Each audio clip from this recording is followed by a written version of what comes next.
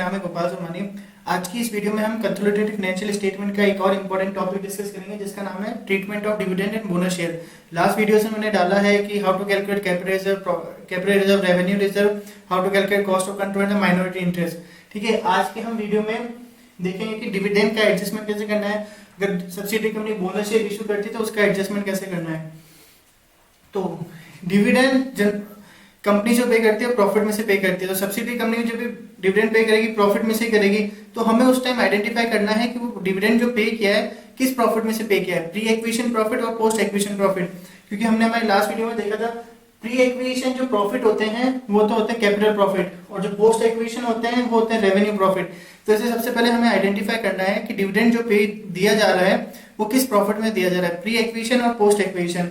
तो generally question में दिया हुआ होगा, अगर क्वेश्चन में नहीं दिया हुआ होता है तो अगर डिविडेंड लास्ट ईयर का है तो इसका मतलब वो प्री एक्विजिशन प्रॉफिट से ही दिया गया है। ठीक है, क्योंकि जिस ईयर का डिविडेंड होता है वो उसी ईयर के प्रॉफिट से ही दिया जाता है, ये हमें अज्यूम करना है। अगर कुछ नहीं दिया हुआ है तो हम यही अज्यूम करेंगे, और अगर स्पेसिफिकली दिया हुआ है कि कैसे इशू किया जा रहा है तो हमें उस अकॉर्डिंग करना है। तो अगर डिविडेंड दिया जा रहा है पोस्ट एक्विजिशन प्रॉफिट में से, तो उस कंडीशन में सब्सिडी को क्या करना होता है, होल्डिंग को क्या करना है। तो अगर सब्सिडी ने अपनी बुक्स में अकाउंट कर रखा है तब हमें और कुछ एडजस्टमेंट करने की जरूरत नहीं है। बट अगर उसने अपनी बुक्स में अकाउंट नहीं कर रखा है तो क्योंकि पोस्ट एक्विजिशन प्रॉफिट में से, post acquisition profit means revenue profit, तो जब भी हम रेवेन्यू प्रॉफिट की कैलकुलेशन करेंगे वहां से हमें ये वो डिविडेंड का अमाउंट हमें डिडक्ट करना है। ठीक है, पोस्ट एक्विजिशन प्रॉफिट में से अगर डिविडेंड डिक्लेयर हो रहा है तो वो रेवेन्यू प्रॉफिट में से लेस होता है। ठीक है, तो ये सब्सिडी के टाइम। और अगर होल्डिंग कंपनी उसको कैसे अकाउंट करेगी, होल्डिंग कंपनी उसे अपनी इनकम मानेगी तो P&L अकाउंट में क्रेडिट होगा। तो हमें देखना है कि होल्डिंग कंपनी ने अपनी बुक्स में अकाउंट कर रखा है क्या। अगर अकाउंट कर रखा है, P&L अकाउंट में क्रेडिट है तो ठीक है, अगर अकाउंट नहीं कर रखा है तो उसके हमें P&L अकाउंट में हमें क्रेडिट करना है। ओके, तो पोस्ट एक्विजिशन प्रॉफिट से अगर डिविडेंड डिक्लेयर होता है तो वो रेवेन्यू प्रॉफिट में से लेस होता है। ये जब आप रेवेन्यू प्रॉफिट की कैलकुलेशन करेंगे तो वहां आपको लेस करना है। अगर ऑलरेडी अकाउंट हो रखा है तो P&L का जो भी बैलेंस आ रहा होगा वो आफ्टर डिविडेंड आ रहा होगा तो कोई प्रॉब्लम नहीं है। अगर नहीं सब्सिडी कंपनी बुक्स में अकाउंट कर रखा है तो जब भी रेवेन्यू प्रॉफिट की कैलकुलेशन करें वहां हमें लेस करना है। ओके, अब बात आती है अगर डिविडेंड डिक्लेयर हो रहा है प्री एक्विजिशन प्रॉफिट्स में से, तो यही इंपॉर्टेंट है क्योंकि क्वेश्चन जो आते हैं जनरली एग्जाम में उसमें जनरली प्री एक्विजिशन प्रॉफिट से ही होता है। तो उस केस में हमें कैसे कैलकुलेशन करनी है मैं बताता हूं। होल्डिंग कंपनी देखिए, जो प्री एक्विजिशन डिविडेंड मिलता है होल्डिंग कंपनी को, वो होल्डिंग कंपनी के लिए कैपिटल रिसीट मानी जाती है, इसलिए वो जो भी उसकी कॉस्ट ऑफ इन्वेस्टमेंट है उससे डिडक्ट होना चाहिए, deduct from cost of investment.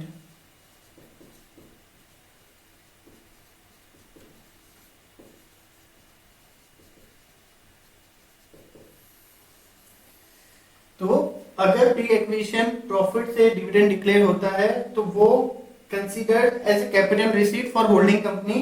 तो जो भी उसकी इन्वेस्टमेंट की कॉस्ट है, जितने रुपए में उसने परचेज किया था उसमें से जो भी डिविडेंड रिसीव हुआ है वो डिडक्ट कर देंगे। तो इस तरह से उसका एडजस्टमेंट होता है।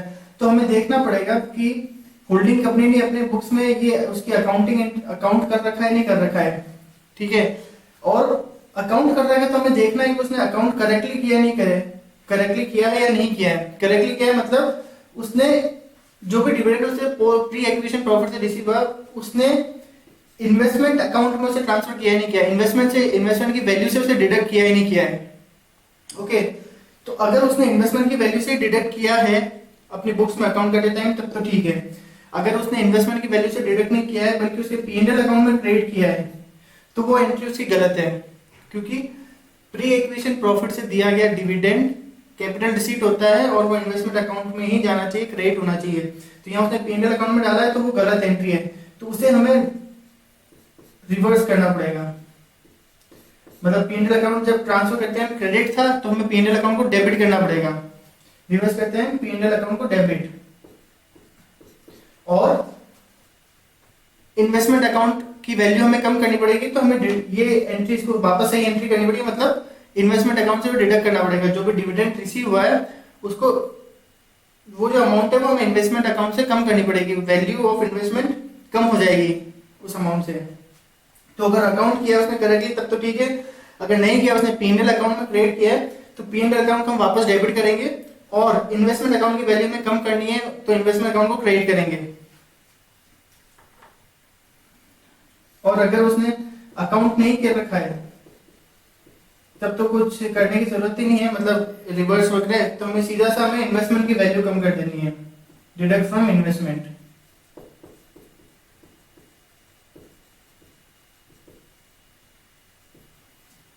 ओके, देखो वापस देख लीजिए, प्री एक्विजिशन प्रॉफिट से जो भी डिविडेंड डिक्लेयर होता है वो कैपिटल रिसीट होता है, और वो होल्डिंग कंपनी को अपने इन्वेस्टमेंट अकाउंट, इन्वेस्टमेंट की वैल्यू से कम करनी होती है, मींस इन्वेस्टमेंट अकाउंट को उससे क्रिएट करना होता है। ओके, तो अगर होल्डिंग कंपनी ने अपने बुक्स में अकाउंट कर रखा है और करेक्टली अकाउंट कर रखा है, मतलब इन्वेस्टमेंट की वैल्यू उसने रिड्यूस कर दी उससे जो भी डिविडेंड मिला, तो कोई प्रॉब्लम नहीं है, सही एंट्री है। अगर उसने नहीं किया और इन्वेस्टमेंट जो भी डिविडेंड उसे मिला था उसने पीएनएल अकाउंट में ट्रांसफर कर दिया, पीएनएल अकाउंट में क्रेडिट कर दिया, तो वो गलत एंट्री है, उसे हमें रिवर्स करना पड़ेगा, मतलब पीएनएल अकाउंट को वापस डेबिट करना पड़ेगा, और इन्वेस्टमेंट की वैल्यू कम करने के लिए इन्वेस्टमेंट को क्रेडिट करना पड़ेगा।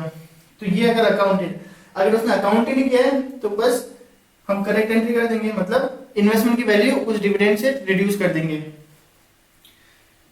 सब्सिडी कंपनी में अगर उसने, तो जब हम कैपिटल प्रॉफिट की कैलकुलेशन करते हैं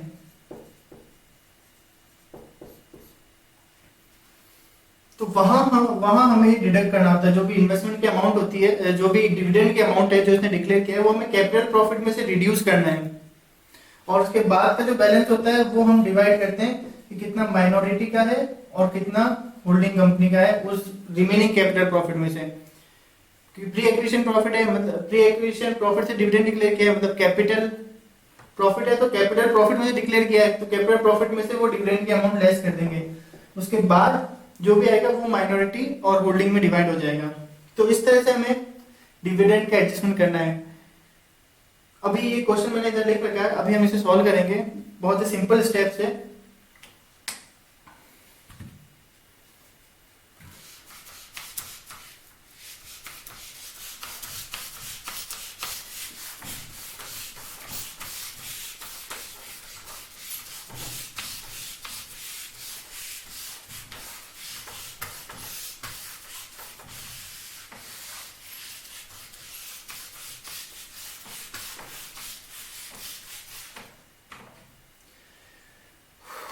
ओके, अब देखते हैं अगर बोनस शेयर होता है तो क्या होता है।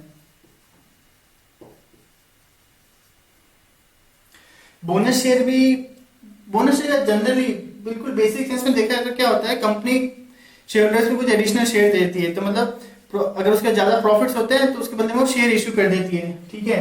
तो बोनस शेयर में भी हमें देखना होता है बोनस शेयर किस प्रॉफिट से इश्यू किए गए, प्री एक्विजिशन प्रॉफिट और post acquisition profit, pre acquisition और पोस्ट एक्विजिशन। तो मेन थिंग यही है, हमें सबसे पहले आइडेंटिफाई करना है कि वो किस प्रॉफिट से इश्यू किए गए हैं। अगर प्री एक्विजिशन प्रॉफिट से, पोस्ट एक्विजिशन प्रॉफिट से, तो प्री एक्विजिशन प्रॉफिट से अगर इश्यू कर रखे हैं तो उसका एडजस्टमेंट हमें कैपिटल प्रॉफिट के टाइम करना है, और पोस्ट एक्विजिशन प्रॉफिट से किए हैं मतलब रेवेन्यू प्रॉफिट से।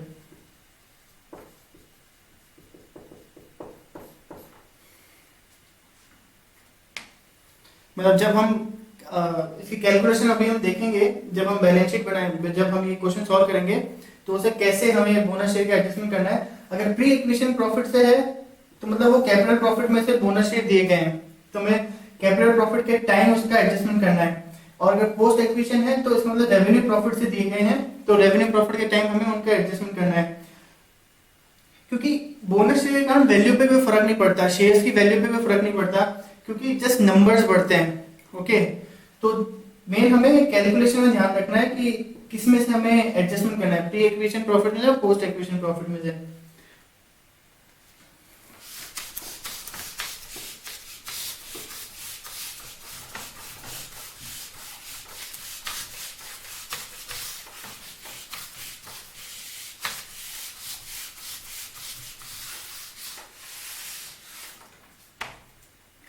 अब एक बार ये क्वेश्चन देखते हैं। एस लिमिटेड मतलब एक सब्सिडरी की बैलेंस शीट है, बैलेंस शीट है 31 मार्च 2017 की। शेयर कैपिटल है 4800, 10 रुपए का एक शेयर है।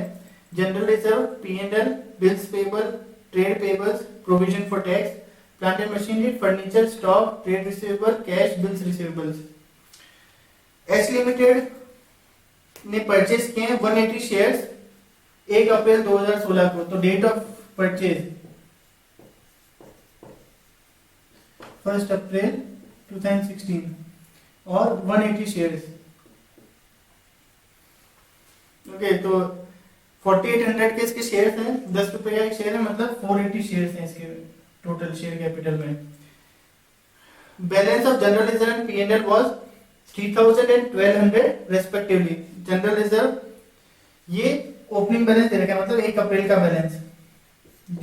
डेट ऑफ परचेज के टाइम जनरल रिजर्व और P&L का ये बैलेंस था। 31 मार्च 2016 S limited declare dividend of 20%। 31 मार्च 2016 को एस लिमिटेड ने डिक्लेयर किया dividend. S limited credited dividend in P&L account in his books. 1 January 2017 S limited issued bonus share of 3 for 5 shares. तो देखिए इसमें 4 एडजस्टमेंट, मतलब 4 चीज बताइए इस पॉइंट में। पहले तो उसका कितने शेयर है, दूसरा ओपनिंग बैलेंस बता रखा है P&L का और जनरल रिजर्व का। ये दो इंपॉर्टेंट एडजस्टमेंट है, डिविडेंड का और बोनस शेयर का। डिविडेंड 31 मार्च 2016 का जो डिविडेंड है वो उसने 20% डिक्लेयर किया है और एस लिमिटेड को मिल गया है और उन्होंने P&L अकाउंट में अपने बुक्स में क्रेडिट किया है। और 1 जनवरी 2017 को एस लिमिटेड ने कुछ बोनस शेयर इशू किए हैं। ठीक है, तो सबसे पहले हम देखते हैं कि कितना परसेंट हिस्सा इन्होंने होल्ड कर रखा है होल्डिंग कंपनी ने। तो 180 शेयर है और इसकी बैलेंस शीट में 480, तो आउट ऑफ 480 180 है, तो यहां तो ये अराउंड 37% है। तो देखिए इसमें ध्यान रखने की बात यह है कि ये जो बैलेंस शीट है ये 31 मार्च 2017 की है।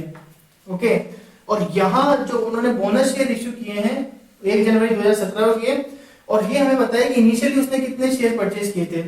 तो इनिशियली उसने 180 शेयर्स परचेज किए थे 1 अप्रैल को, और ये जो बैलेंस शीट आ रही है 31 मार्च की, इसमें बोनस शेयर भी इंक्लूडेड है, बट हमें यहाँ पता नहीं है कि उसे बोनस शेयर कितने मिले, इसलिए हमारा परसेंटेज कम आ रहा है। तो पहले हमें देखना पड़ेगा 180 तो उसने ओरिजिनली एक्वायर किए थे, उसे बोनस शेयर कितने मिले, और उसके बाद जो भी टोटल शेयर होंगे उसका हम परसेंटेज देखेंगे। 480 से कितना परसेंट है वो हमारी होल्डिंग परसेंटेज होगी। तो 180 उसके शेयर थे और उन्होंने जो बोनस शेयर इशू किए वो 3 for every 5 share, so divide by 5 multiply by 3।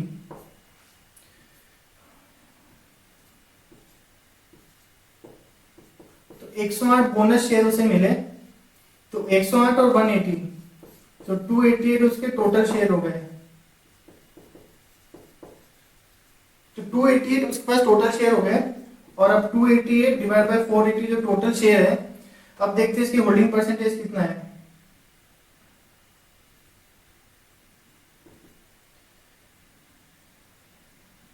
तो ये हो रहा है 60%, तो 60% उसका होल्डिंग है। तो ये आपको बहुत ध्यान रखना है कि यहां जो दिया हुआ होगा जनरली वो आपको दिया होगा उसने परचेज कितने किए, जरूरी नहीं हो कि क्वेश्चन में दिया होगा कि उसको बोनस मिले कितने, वो आपको कैलकुलेट करना है कितने ओरिजिनल थे, कितने उसे बोनस मिले, टोटल उसके कितने शेयर है, और फिर आपको यहाँ पे परसेंटेज देना है कितने परसेंट होल्डिंग है। क्योंकि कई बार अगर सीधा इससे करेंगे तो हमें लगेगा कि तो होल्डिंग सब्सिडी का रिलेशनशिप ही नहीं है। तो ये आपको ध्यान रखना है, क्योंकि ये 31 मार्च की बैलेंस शीट है 2017 की इंक्लूडिंग बोनस शेयर, और जो हमें परचेज दे रखी है वो 1 अप्रैल 2016 की दे रखी है, तो मतलब इतने परचेज किए हैं। 31 मार्च 2017 को उसके पास कितने थे वो हमें कैलकुलेट करना है, तो उसके बाद इतने शेयर थे तो इतनी परसेंट उसकी होल्डिंग थी।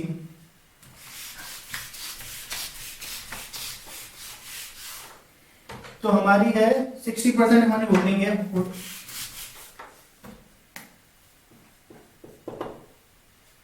ओके, अब हमें देखना है कि कितना प्री एक्विजिशन प्रॉफिट है और पोस्ट एक्विजिशन प्रॉफिट है।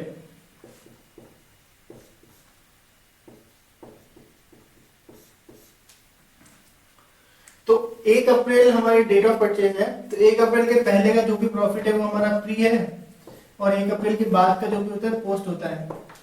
तो प्री मतलब हमारा जो भी ओपनिंग बैलेंस होगा वो हमारा प्री एक्विजिशन प्रॉफिट होगा। तो यहाँ हमें बता रखा है कि परचेज के टाइम जनरल रिजर्व का बैलेंस था 3000 और P&L का बैलेंस था 1200। ठीक है। बट अब देखते हैं डिविडेंड और बोनस का एडजस्टमेंट। 31 मार्च 2016 को एस लिमिटेड ने 20% डिविडेंड डिक्लेयर किया है। अब 20% किन शेयर पे देखना है? देखो ये जो है, ये जो शेयर है ये 31 मार्च 2017 के हैं, इन पे तो डिविडेंड डिक्लेयर हुआ नहीं है। बोनस उसने 1 जनवरी 2017 को दिया था, तो उन पे डिविडेंड डिक्लेयर नहीं होगा। तो जो भी ओरिजिनल शेयर थे बिना बोनस के, उन पे डिविडेंड डिक्लेयर किया। तो सबसे पहले हमें देखना है कि ओरिजिनल शेयर कितने थे। तो यहाँ पे हमारे कैपिटल में शेयर आ रहे हैं 480, ठीक है। और उन्होंने बोनस शेयर इश्यू किया था 3 फॉर एवरी 5, तो जिसके पास 5 शेयर थे उसको 3 और मिल गए, तो उसके पास 8 हो गए, ठीक है। तो 480 डिवाइड बाय 8 मल्टीप्लाई बाय 5, तो ऐसा करने बाद 300 ये हमारे ओरिजिनल शेयर थे। उसके बाद उन्होंने 180 शेयर बोनस इश्यू किए, और इस तरह से हमारे 480 शेयर कैपिटल आ रही है इधर, 480 शेयर्स आ रहे हैं इधर। तो ओरिजिनल थे 300 शेयर्स, बोनस उन्होंने 180 इश्यू किया, 480 क्लोजिंग शेयर्स हैं, ओके। तो यहां जो उन्होंने डिविडेंड डिक्लेयर किया, डिविडेंड कब? स्टार्टिंग ऑफ द ईयर उन्होंने डिक्लेयर किया है। तो वो स्टार्टिंग में हमारी कैपिटल 300 थी, 300 शेयर्स की, तो उसी पर डिविडेंड डिक्लेयर किया होगा। तो कितना डिविडेंड डिक्लेयर किया होगा? 300 मल्टीप्लाई बाय 10 रुपीज, एक शेयर की 10 रुपीज है, तो 3000 पे उन्होंने 20%, मतलब 600 रुपए का उन्होंने डिविडेंड डिक्लेयर किया है। अब ये डिविडेंड कब डिक्लेयर किया? At the start of the year, 31 मार्च 2016, मतलब, और हमने शेयर एक्वायर किए 1 अप्रैल 2016 को, मतलब हमारे एक्वायर करने के पहले ही उन्होंने डिविडेंड कर दिया था डिक्लेयर। तो वो प्री एक्विजिशन प्रॉफिट में से है। तो यहाँ जो P&L है, यहाँ पे हम लेस कर देंगे डिविडेंड। प्री एक्विजिशन प्रॉफिट में डिक्लेयर किया है, कैपिटल रिसीट है, तो हम इधर से लेस कर देंगे प्री एक्विजिशन प्रॉफिट में से, ओके। और दूसरा एडजस्टमेंट क्या होता है?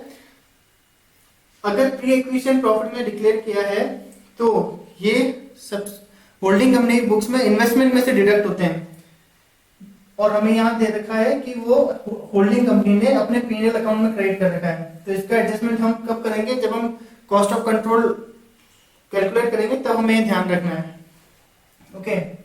तो डिविडेंड को हमने प्री एक्विजिशन प्रॉफिट में से रिड्यूस कर दिया। अब बोनस की बात आती है। बोनस जो उन्होंने इश्यू किया है 3 फॉर एवरी 5, वो इश्यू किया उन्होंने जनरल रिजर्व से। जनरल रिजर्व 2016 के जनरल रिजर्व मतलब ओपनिंग जनरल रिजर्व, मतलब प्री एक्विजिशन का, क्योंकि हमने share starting of the year से एक्वायर किए थे, मतलब उस टाइम जो जनरल रिजर्व था उसमें से उन्होंने बोनस डिक्लेयर किया है। तो इसका मतलब वो भी प्री एक्विजिशन प्रॉफिट्स में से है। बोनस कितना है? 180 शेयर्स, और उनकी वैल्यू कितनी है? Multiply by 10, 1800। तो 1800 का बोनस उन्होंने प्री एक्विजिशन प्रॉफिट में से और जनरल रिजर्व में से दिया है। तो यहाँ पे हम वो भी डिडक्ट कर देंगे 1800 बोनस। तो जनरल रिजर्व की वैल्यू कितनी बची? 1200, और इसकी वैल्यू है 600। तो ये टोटल हमारा 1800 हो गया। 1800 क्या हो गया हमारा? Capital profit. तो एक बार वापस आता हूं, अगर प्री एक्विजिशन प्रॉफिट में से डिविडेंड डिक्लेयर हो रहा है, बोनस दिया जा रहा है, ठीक है, तो वो दोनों हमें कैपिटल प्रॉफिट में रिड्यूस करना है। यहाँ हमें दे रखा है कि डिविडेंड डिक्लेयर किया है 31 मार्च 2016 को, मतलब हमारा एक्वायर करने के पहले, और जो भी पे हुआ है तो वो मैं P&L में से रिड्यूस हो गया। यहाँ बोनस के लिए दे रखा है कि उन्होंने ओपनिंग जनरल रिजर्व से किया है, तो वो जनरल रिजर्व से लेस हो गया, तो ये हमारा कैपिटल प्रॉफिट आ गया। ये कैपिटल प्रॉफिट डिवाइड कर देंगे 60-40 के रेशो में, ओके।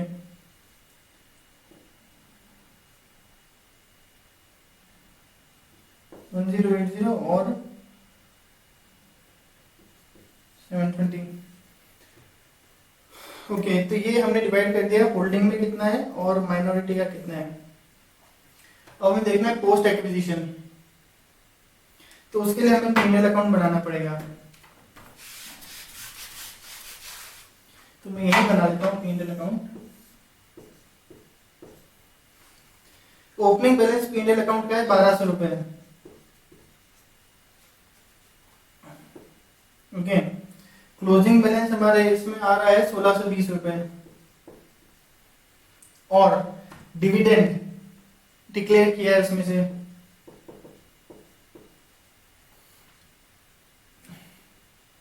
ठीक है। और उस टाइम हमें ये कैलकुलेट करना है, हमने जनरल रिजर्व का भी एक बार बना के देखना है कि अगर जनरल रिजर्व में कोई इंक्रीज या डिक्रीज हुआ है क्या, मतलब पीएनएल से कोई एक्स्ट्रा ट्रांसफर हुआ है क्या। तो जनरल रिजर्व भी देखते हैं। जनरल रिजर्व का ओपनिंग बैलेंस था 3000 और बोनस इसमें से डिक्लेयर किया 1800 और क्लोजिंग बैलेंस है उसका 1380। तो ये कितना हुआ 8013, मतलब इधर 3180 और इधर 3000 है, मतलब इस साल पीएनएल से कुछ ट्रांसफर हुआ है जनरल रिजर्व में, तो वो 180 हमारा बैलेंसिंग फिगर आ जाएगा।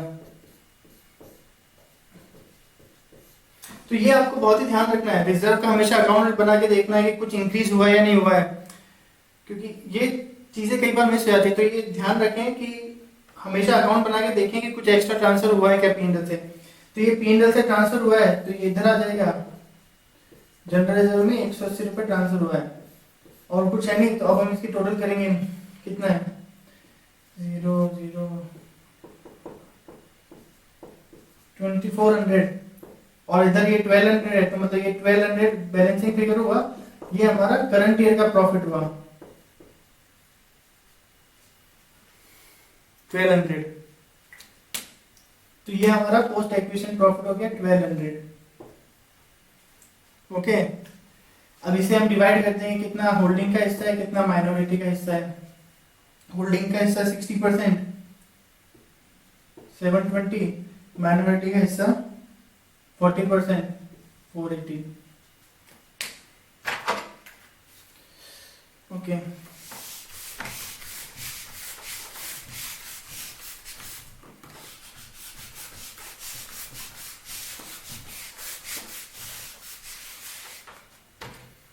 तो हमने प्री एक्विजिशन प्रॉफिट कैलकुलेट कर लिया, पोस्ट एक्विजिशन प्रॉफिट कैलकुलेट कर लिया। अब हमें देखना है माइनॉरिटी इंटरेस्ट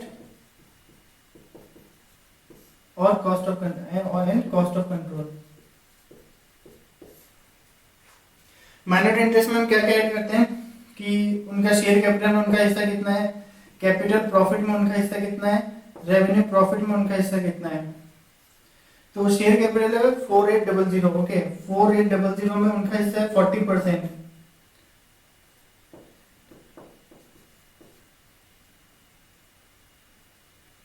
तो 1820 उनका कैपिटल में हिस्सा है और इधर कैपिटल प्रॉफिट में उनका हिस्सा है 720 और इसमें उनका हिस्सा है 480। तो टोटल कितना हुआ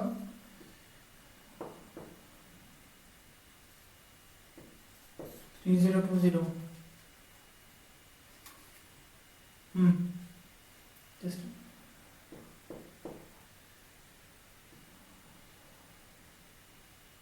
ओके, कॉस्ट ऑफ कंट्रोल। तो कॉस्ट ऑफ कंट्रोल हम कैसे कैलकुलेट कर रहे हैं, हमारी कॉस्ट ऑफ इन्वेस्टमेंट कितनी है।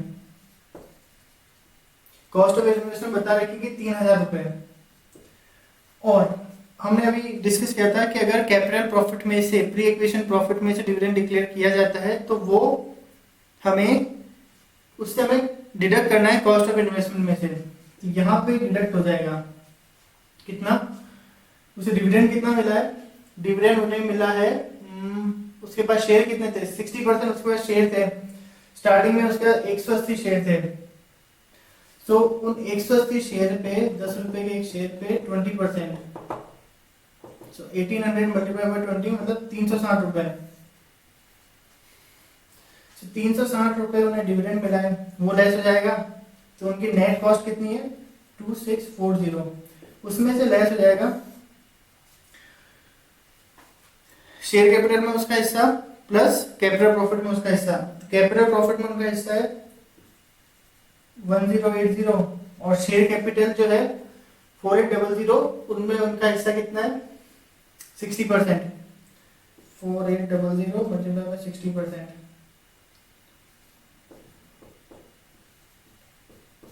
2880।